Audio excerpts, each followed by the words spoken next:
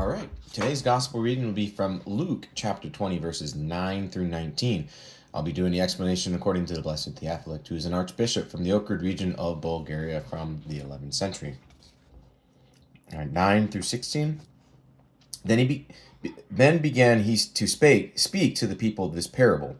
A certain man planted a vineyard and let it out to husbandmen, and went into a far country for a long time. And at the season he sent a servant to the husbandman, that they should give him of the fruit of the vineyard.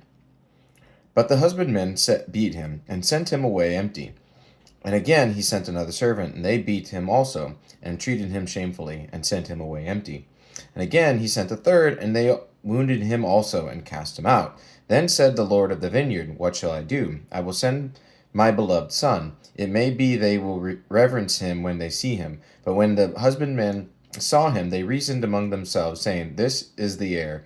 Come, let us kill him, that the inheritance may be ours. So they cast him out of the vineyard, and killed him.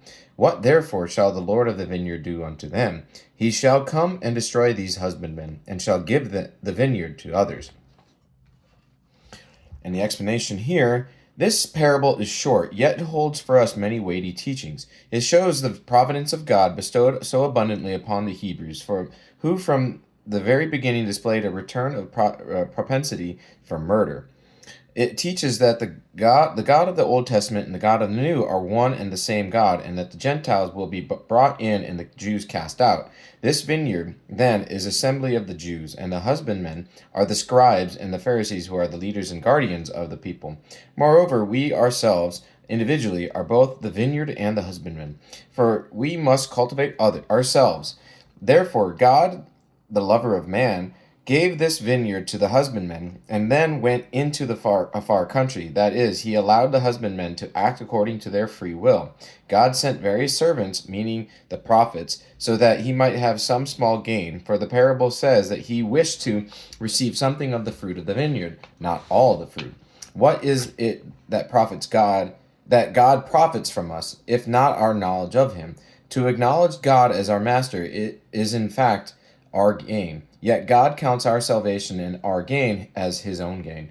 The wicked husbandmen abused those who were sent, first beating them and then sending them away empty-handed. This signifies that they had reached a state of such ingratitude towards God that they had not only turned away from the good, rendering no good fruit, but also what was evil, and for this great wrong they deserved even greater punishment. After the prophets had suffered these terrible things, God's Son was sent. For it may be they will reverence my Son. That he did not say this in ignorance of what would happen, namely, that they were about to treat his Son even worse than they had the prophets. Instead, he said what ought to have happened, for they ought to have reverenced the Son. And if they showed such irreverence for him that they killed him, this is to their greater condemnation, that even after God had declared that it was good that they reverence his Son, they themselves determined to do just the opposite, to speak as if God did not know what would happen in a manner of expression often found in Scripture, as, for example, when it is written, If they shall hear, as in Ezekiel 2:5 and 3:11, he does not say this in ignorance of the future. Instead, he shapes his speech as he does to prevent anyone from later saying that God's foreknowledge was the necessary cause of the disobedience of the people. There is an explanation right at hand for the words. They cast him out of the vineyard and killed him. That they will cast Jesus outside of Jerusalem, for Christ indeed underwent the passion outside the gate of the city. But since we explained above that the vineyard means the people, not Jerusalem, perhaps it would be more fitting to say that the people killed him outside of the vineyard. That is to say, the people did not kill him with their own hands, but handed him over to Pilate and to the Gentiles. Outside the vineyard means, therefore, that the Lord suffered and died outside of the hands of the people.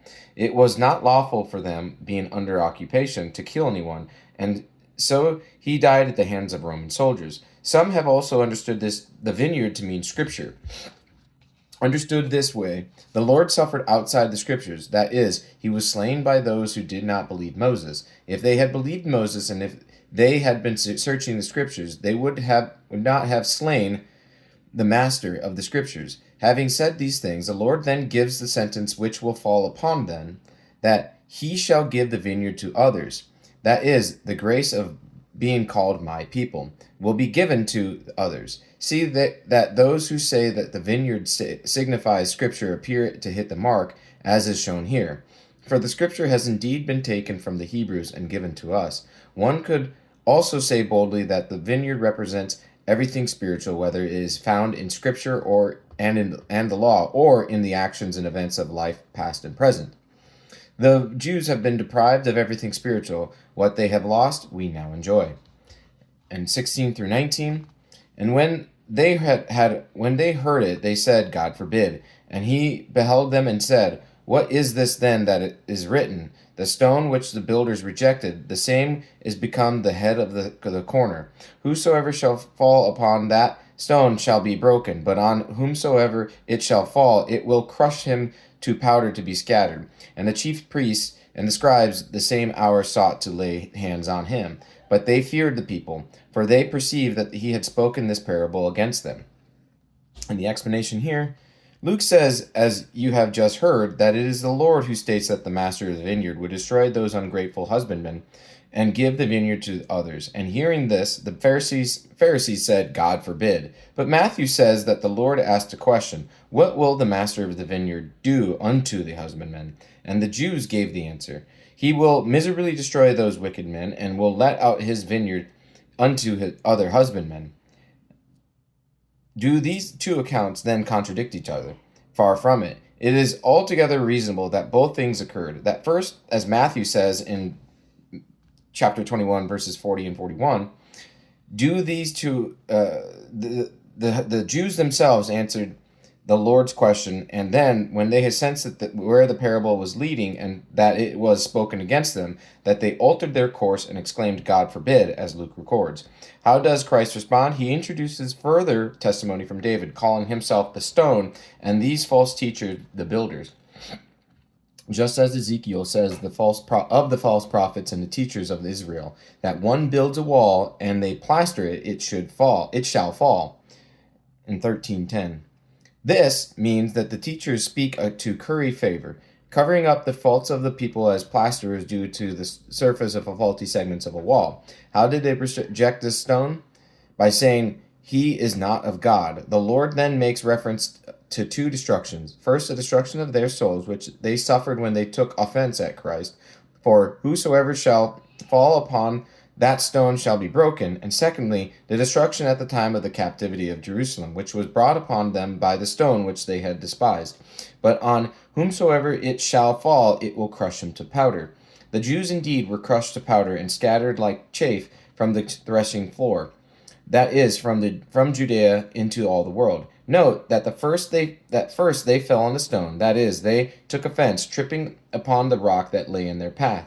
And then, as the result of the stone on them, the result of the stone fell on them in punishment, first comes my own sin, and then the righteous punishment of God upon me. The Jews rejected this stone, which was so beautiful and elect that it was set at the head of the corner, joining together two walls, the old and the new, and making them one. They ought to have given heed to Isaiah, who said, Sanctify ye the Lord himself, and he shall be thy fear. Ye shall not come against him as against a stone in stumbling, nor as a rock against a rock in falling, as is said in Isaiah 8:14. Because they knew that he had spoken this parable against them, they plotted against him. And had they not been afraid of the people, they would have laid hands on them then. Heedless of the law, which says, Thou shalt not slay the innocent and a righteous man, as in Exodus 23:7, they feared only the anger of men, and therefore abandoned their open attack, choosing instead to plot against Christ secretly.